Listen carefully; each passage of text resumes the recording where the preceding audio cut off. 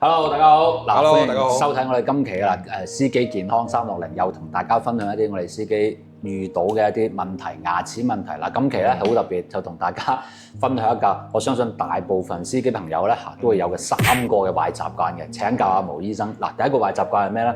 就好多司機因為忙啊，係忙咁啊食嘢又唔定時啦，或者喺車上面隨便啃個包就算啦咁樣。咁其實會唔會對牙齒係有問題咧？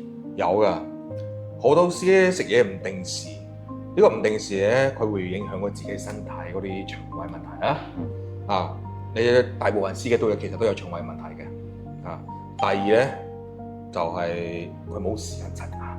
係啊，因為佢好多司機揸車啊，包括揸巴士又好或者的士司機又好，啊，佢一旦上咗車之後咧，佢係冇時間，中間冇時間停落嚟去飲水啊，或者去刷牙啊、啷口呢啲嘢，即係求其都係攞個包啊、麵包之類、蛋糕之類咁樣食，求其咁樣應付一餐啊。但係一食完嘢咧，佢就唔刷牙啦，冇因為冇時間啊嘛。係啊，同埋咧，佢就有啲司機咧，或者嗰啲巴士司機咧，佢係都冇時間飲水。冇時間飲水咧，佢咪好多啲細菌啦。因為我哋口腔又乾咗之後咧，冇口水之後咧，佢就起唔到清潔嘅作用。清潔唔到咧，佢牙齒上面就黐到好多污糟嘢咧，就第一會形成牙石啊。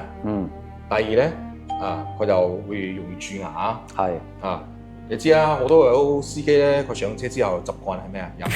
飲汽水同埋檸檬茶、高糖嗰啲係啦，係同埋嗰個咖啡係呢啲真係好容易引起蛀牙。咁有冇一啲其他嘅方式去緩解呢種狀況咁樣樣咧？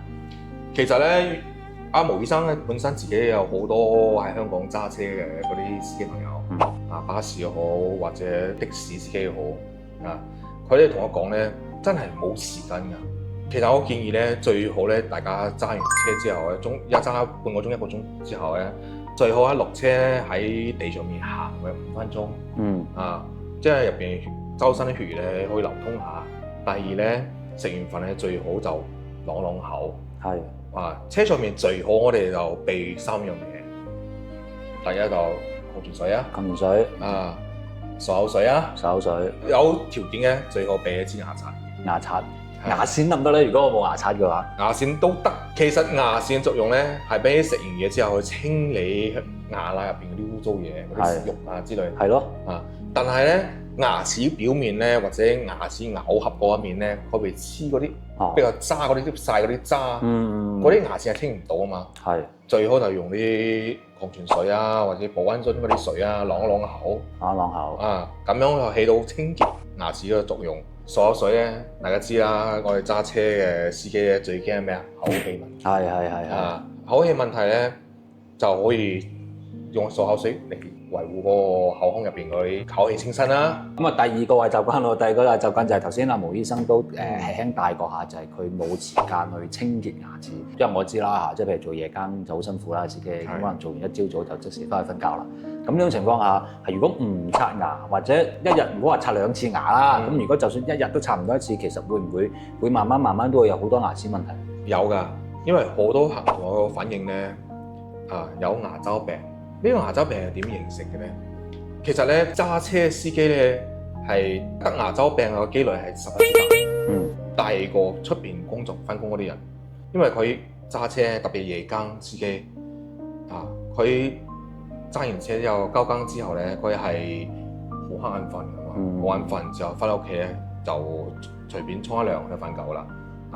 佢冇諗到我要去刷牙齒，因為人好攰㗎啦。但係咧，因為前一日食完嘢好多食物黐喺牙齒上面，你唔刷乾淨嘅話咧，慢慢佢會變成牙結石。當牙結石比較多嘅情況下咧，佢會過去腐蝕個牙肉同埋骨頭，慢慢你啲牙肉同埋骨頭咧，佢就話要向下褪，褪到一定程度咧，佢就變成個牙周病啦。牙周病都有輕度啊，當其時你刷牙會出血嘅情況下，就係輕度牙周病啦。有啲人你睇牙肉向下褪得比較犀利啦，牙腳暴露得比較多嘅情況下咧，因為佢比較中度或者係重度個牙周病啦。哦，咁樣樣。係。咁第三個係習慣咩？第三個習慣就係頭先講啦，譬如咁你聽你講，即係可能大部分司機或者都會有一種牙周病嘅症狀啦。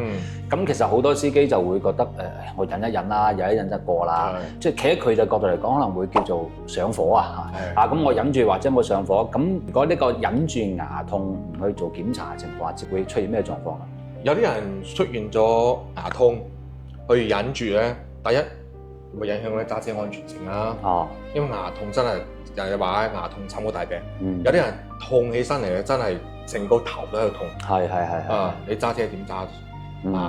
第二咧，有啲人係牙周病嘅。牙周病早期咧仲可以治療嘅，越拖個問題越大，到牙齒鬆咗、甩咗你幾多錢都做唔翻嚟㗎啦。係啊，即係其實嗱，即係如果你因為小問題冇去檢查牙齒，後面可能即係我哋講牙周病嚴重，就冇咗牙，可能種牙嗰筆費用或者你嘅時間成本可能係更高嘅。咁呢三個習慣咧，如果司機朋友見到咧，記得留意啦，好嘛？咁我哋今期嘅節目到呢度，我哋下期再同大家分享一啲我哋司機遇到嘅牙齒問題，好嘛？我哋下期見，拜拜。